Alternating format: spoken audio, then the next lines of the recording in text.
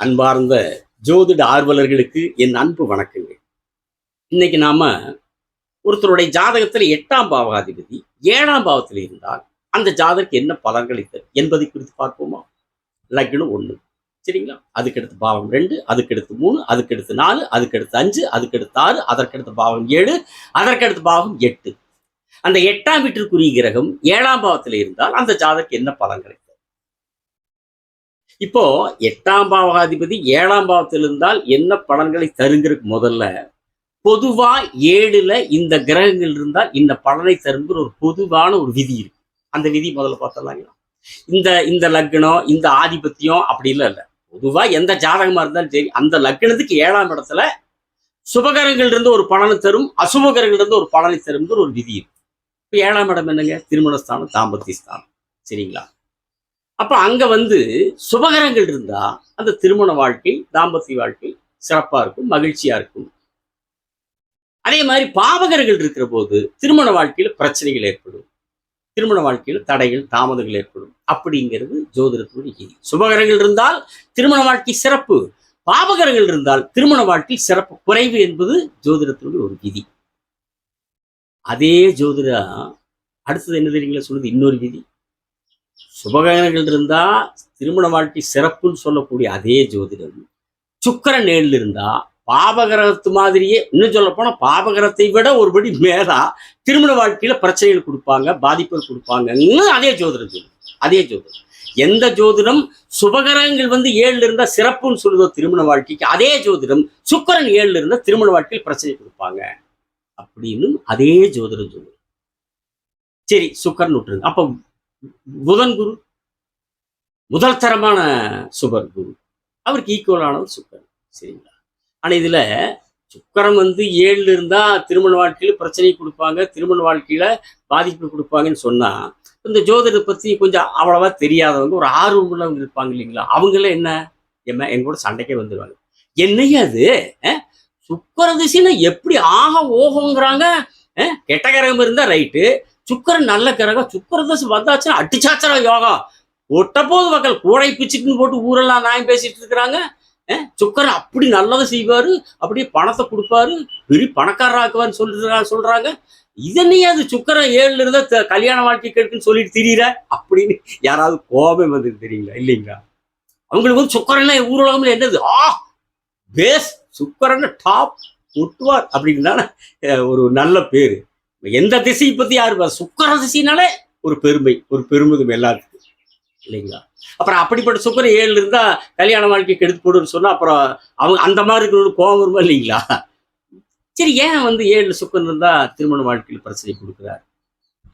இப்ப தேன் இருக்குதுங்க, ஒரு சொட்டு அப்படி நாக்கில் அப்படி அப்படி அப்படி வச்சாலே, ஒரு துளி அப்படி நாக்கில் அப்படி தொட்டு வச்சாலே அப்படி எவ்வளவு சுவையா, எவ்வளவு டேஸ்டா, அப்படி ருசியா, இன்னும் சொல்ல போனா கொங்கு மண்டலத்தில் கிராமத்தில் சொல்ற மாதிரி எவ்வளவு உணர்த்தியா இருக்குங்க. அந்த தேனை அப்படி நக்குனா எத்தனை உணர்த்தியா இருக்கு இல்லைங்களா?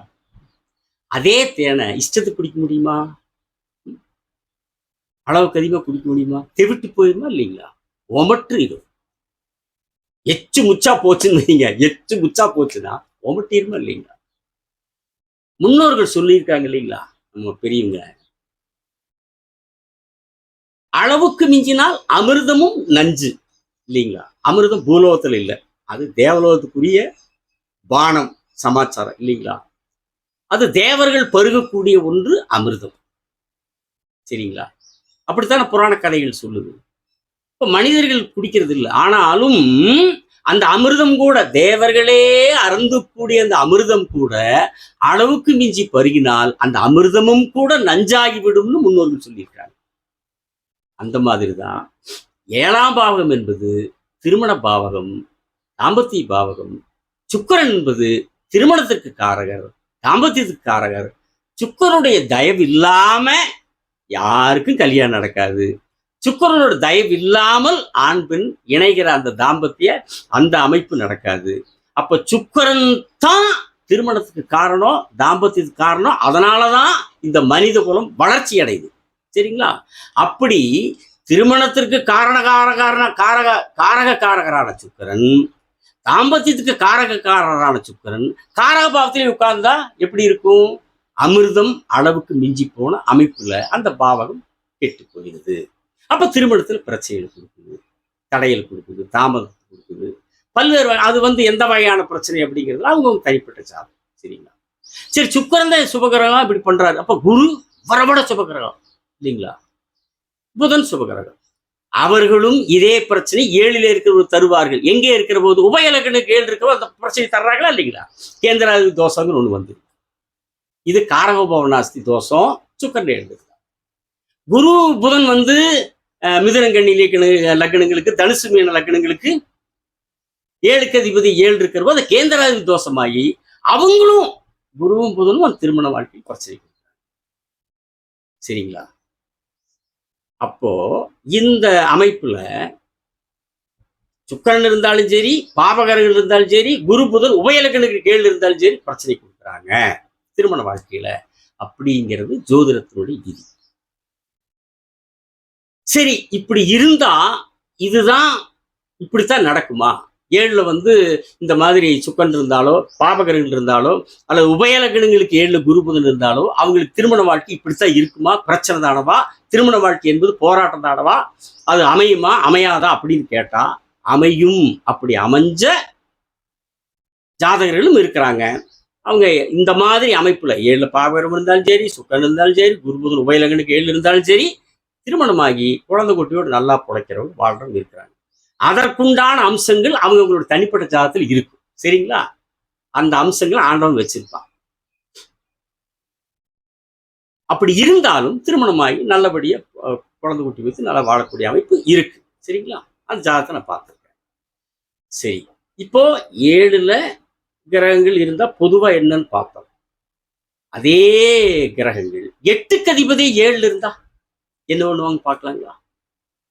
இந்த 8ஆம் அதிபதியாகி எந்த லக்னமா இருந்தாலும் சரி, எந்த ஜாதகர், ஆண் ஜாதகம் பெண் ஜாதகம் யாரா இருந்தாலும் சரி, லக்னத்துக்கு 8ஆம் அதிபதியாகி 7ஆம் இடத்துல இருந்தால் அதுதான் மிக கடுமையான திருமண தோஷம் என்று ஜோதிடம் சொல்லுகிறது. மிக கடுமையான திருமண தோஷம். திருமணம் நடக்காம போகக்கூடிய அமைப்புகள் ஏற்படலாம். ஒன்றுக்கு திருமணம் ஆகி பிரிஞ்சிடலாம். ஒன்றுக்கு மேற்பட்ட திருமணங்கள் நடக்கலாம். அப்புறம் அது தாம்பத்திய அமைப்பை குறிக்கிற பாவகம் இல்லைங்களா? அங்கே 8வது உட்கார்கிற போது ரகசிய தாம்பத்திய தொடர்புகள் ஏற்படலாம். திருமண வாழ்க்கையில அவமானத்தை தரும். ஒவ்வொரு கட்டத்திலையும் ஒரு அவமானத்தை தரும். அவமானத்தினுடைய அடையாள சின்னம் 8 நம்ம பார்த்திருக்கிறோம். ஆயிலுக்கும் அவருதான், ஆயில கொடுக்கறமும் அவருதான். ஆனா சில நேரத்துல இந்த மாதிரி வேலை செய்யும் போது எதுக்கடா இந்த கரும்பு பிடிச்ச ஆயில்னு வேதனைப்படுற அளவுக்கு அதே கிரகம் ஆக்கி போடுது இல்லைங்களா? அதாவது ஓரளவுக்கு துன்பத்தை தாங்கலாம். தாங்க முடியாத அளவுக்கு வரும்போது மனசு எந்த மாதிரி எல்லாம் தவிக்கும் இல்லைங்களா? அப்ப இந்த 8ஆம் அதிபதி எந்த பாவத்தில் இருக்கிறாரோ, அந்த பாவகத்தினுடைய தன்மைகளை பாதிச்சு அந்த பாவகத்தினுடைய தன்மைகள்ல ஜாதகரை எதிர்மறையா செயல்பட வைப்பார். எதிர்மறையா 7ல் நல்ல கிரகம் இருந்தா நல்ல முறையான திருமண வாழ்க்கை, நல்ல முறையான எல்லா அமைப்புகளும். 8ங்கிறதே மறைவு. அப்ப மறைவான சில உறவுகள். அப்ப இந்த 8 என்ன பண்றாரு? அந்த 7ல் உட்கார்ந்து 7னுடைய தன்மைகளை பாதிக்கிறதோட அந்த தன்மைகள்ல ஜாதகரை எதிர்மறையா செயல்பட வைக்கிறார். சரிங்களா? அப்ப 8ஆவது 7ல் இருப்பது என்பது மிக கடுமையான திருமண தோஷம் என்பது ஜோதிடம் சொல்லக்கூடிய விதி. ஆனா இப்படித்தான், இதுதான் இறுதியா? இப்படி 8வது 7ல் இருந்தா அப்ப திருமணம் என்பது இப்படி நடக்காம போகும், அல்லது நடந்து பிரிகிற மாதிரி ஆயிரும், ஒன்றுக்கு மேற்பட்ட திருமணம் நடக்கும், இந்த மாதிரி வேற பல அமைப்புகள் எல்லாம் இது இப்படித்தான் நடக்குமா அப்படின்னா இது ஒரு விதி. இது ஒரு விதி. நீங்க இந்த ஜோதிடத்துக்கு உள்ள போயிட்டீங்கன்னா அப்படியே கடலுக்குள்ள போனே கீழே போக போக போக பல பல பல பல பல அதிசயங்கள், ஆச்சரியங்கள் எல்லாம் நீங்க கடற்குள்ள பார்க்கலாம். அதே மாதிரிதான் மேகத்தை தாண்டி வானத்துக்குள்ள போயிட்டால் அங்கே போக போக பல்வேறு அதிசயங்கள், ஆச்சரியங்களை பார்க்கலாம். அதுதான் ஜோதிடம். உள்ள போனது போயிட்டே இருக்கு. இது ஒரு விதி. 8ஆம் அதிபதி 7ல் இருந்தால் திருமண தோஷங்கிறது கடுமையான திருமண தோஷம்னு சொல்லுது. ஆனா 8வது 7ல் இருக்கிறவங்க திருமணமாகி கல்யாணம் பண்ணி குழந்தை வச்சு வாழ்றவங்க இருக்கிறாங்க. அதுக்குண்டான வேற சில அம்சங்கள் அந்த ஜாதகத்தில் இருக்கு. ஏன்னா திருமணம் சம்பந்தமா எத்தனையோ விதிகள் இருக்குது. இப்போ ஒரு 10 நாளுக்கு ஒரு 2 வாரத்துக்கு முன்னாடி கூட ஒரு ஜாதகம் பார்த்தேன். அதுல 8வது 7ல் யார் 8ஆம் அதிபதி? சனி பகவான் 8ஆம் அதிபதி. அவரே 7ஆம் அதிபதி. அவர் 8ஆம் அதிபதி 7 இருக்கிறாருங்கிறது திருமண தோஷமாயிருதுங்களா? 8ஆம் அதிபதி 7 இருக்கிறாருங்கிறது திருமண தோஷமாயிருதா? 7ஆம் அதிபதி 7லயே இருக்கிறாருங்கிற ஆட்சி ஆயிருதா? அந்த புள்ள கரெக்டா கல்யாணம் பண்ணி கரெக்டான வயசுல கல்யாணம் பண்ணி குழந்தை பெற்றுட்டு அருமையா ஜம்முன்னு வாழ்ந்துட்டு இருக்காரு, சம்பாதிச்சுட்டு இருக்கு. சரிங்களா? இப்படி வேற வகையான அம்சங்கள் அதில் இருக்கும். சோகரத்துடைய பார்வைகள், தொடர்புகள். இதில் இன்னொரு சிக்கல் என்னன்னா, இந்த 7ல கிரகம் இருக்குது இல்லைங்களா? இந்த 7ல கிரகம் இருக்கும்போது எந்த கிரகமா இருந்தாலும் லக்னத்தை பார்க்கும். இது ஒரு சிக்கல் இங்க இருக்கு. 8 ஆதிபத்தியம் வாங்கி லக்னத்தை பார்த்தா எப்படின்னு பார்த்துக்காங்க. சுபகிரகங்களை கூட நம்ம ஒரு வகையில் எடுத்துக்கலாம். ஒரு வகையில் சும்மா லேசாத்தான் இப்படி குணங்களை பாதிக்க இருந்தாலும் சுபகிரகங்கள் போது லக்னம் வந்து ஒரு நல்லா பலமாயிரும். ஒரு சிறப்பு இருக்கு. சுபகிரகம் வந்து லக்னத்தை பார்த்தாலே அது என்ன ஆதிபத்தியம் வாங்கியிருக்குதோ அது பரவாயில்ல அப்படின்னு நம்ம அதை எடுத்துக்கலாம். சரிங்களா? அது பரவாயில்ல, சுபகிரகம் பார்க்குது அப்படிங்கிறது ஒரு எடுத்துக்கலாம்.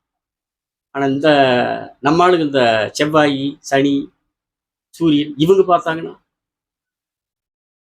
குணத்துக்கு எடுப்பாங்க. லக்னம் யாருங்க? ஜாதகர். சரிங்களா? ஜாதகரோட குணத்துக்கு எடுப்பாங்க. எப்படி? இப்போ செவ்வாய் பார்க்கிறாரு. இந்த ஏதோ ஒரு பழமொழி, சும்மா கெடுத்த சங்க ஊதி கெடுத்தான்ங்கிற மாதிரி ஒரு பழமொழி இருக்கும் இல்லைங்களா? அப்படி நல்லா ஊதி விட்டுருவார் செவ்வாய். எந்த கோபத்தை ஊதி விட்டுருவார். ஆத்திரம் கோபம் வந்துட்டாலும் எங்க அறிவு வேலை செய்யுது இல்லைங்களா? சுபகரங்கள் 8 ஆதிபத்தியம் வந்தாலும் சும்மா ஒரு ஒரு 10% தான் அந்த குணத்துல சில குறைகளை கொடுக்கும். அப்புறம் பெரும்பாலும் நல்லா இருக்கு. ஆனா இவரு நம்மால் செவ்வாய் அடேங்கப்பா, அப்புறம்தான் வேகத்தின் அதிபதி. அதாவது 100, 150, 200 கிலோமீட்டர் கார்கள்லாம் பறக்கிறத பாக்குறோம் இல்லைங்களா? பைபாஸ்ல அந்த மாதிரி நம்பர் 1 வேகத்துக்கு அதிபதி செவ்வாயிலே. அவர் லக்னத்தை பார்த்தா ஆத்திரம் கோபம் பண்ணிட்டாலே புத்தி வேலை செய்யாது, அறிவு வேலை செய்யாது. அதுக்கப்புறம் கண்டபடி பேசிட்டு கோபத்துல அதெல்லாம் சம்பவம் முடிஞ்சதுக்கு அப்புறம் இப்படி பேசிட்டுமே, அப்படி பேசிட்டுமே, பேசிக்கவே கூடாது. எதுக்குதான் இப்படி பேசுவோம்? என்னதான் நம்ம புத்தியோ நம்மளே விதிட்டீங்க இல்லைங்களா?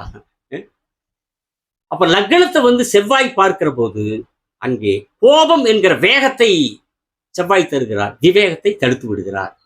ஆத்திரத்துல புத்தி செயல்படுறது இல்லை. ஆத்திரக்காரன் புத்தி மட்டும் சும்மாவோட முன்னோர்கள் சொல்லி வச்சிருக்கிறாங்க பழமொழிய. சரி, செவ்வாய் வார்த்தை இப்படி. சனி பார்த்தா அதுக்கு தான் அதையும் நம்ம ஊர்ல அந்த காலத்துல சொல்லிக்கிறேன், முடக்கடிக்காரர்கள். அர்த்தமில்லாத பிடிவாதம், தேவையில்லாத பிடிவாதம். நான் சொன்னதா சரி, இதுதான் தப்பா இருந்தா நான் சொன்னதான் கரெக்ட். இந்த லக்னத்தை செவ்வாய் பார்த்தாலும் அப்படித்தான், சனி பார்த்தால் ஒரு முடக்கடித்தனமாவே பேசக்கூடிய ஒரு அமைப்பு இந்த சனி பகவான் லக்னத்தை பார்த்தா. சரிங்களா? நான் சொல்றது இதெல்லாம் உயிர்காரகத்துவம். பொருட்காரத்தை அது வேற. அப்போ அசுப கிரகங்கள் பார்க்கிறப்ப சூரியன் பார்த்து என்ன பண்ணுவார்? அதிகாரம், அடேங்கப்பா நான் தான், என்ன எல்லாம் எனக்கு கீழே ஜாக்கிரதை, பி கேர்ஃபுல், நான் வச்சத சட்டம் அப்படிங்கிற மாதிரி ஒரு ஒரு தோரணை, ஒரு தொனி. அப்புறம் தன்னை பத்தி ரொம்ப பெருசா கற்பனை பண்ணிக்கிறது, ரொம்ப உச்சபட்சமா மேய்மலையை பார்த்துட்டு மேலே ஏறி நின்றுக்கிற மாதிரி நினைச்சுக்கிறது, ஏறி போனவே நினைச்சுக்கிறது. அதென்ன பெரிய விஷயம் அப்படிங்கிற மாதிரி தன்னை பற்றி ரொம்ப அதிகமா நினைச்சு அந்த அளவுக்கு செயல்பட, அந்த அளவுக்கு ஆக முடியாம அதுல கொஞ்சம் ஏமாற்றம் சந்திக்கும். யாருக்கு அடங்காத தண்ணியை சூரிய லக்னத்தை பார்த்தா கொடுத்துருவார். சரிங்களா?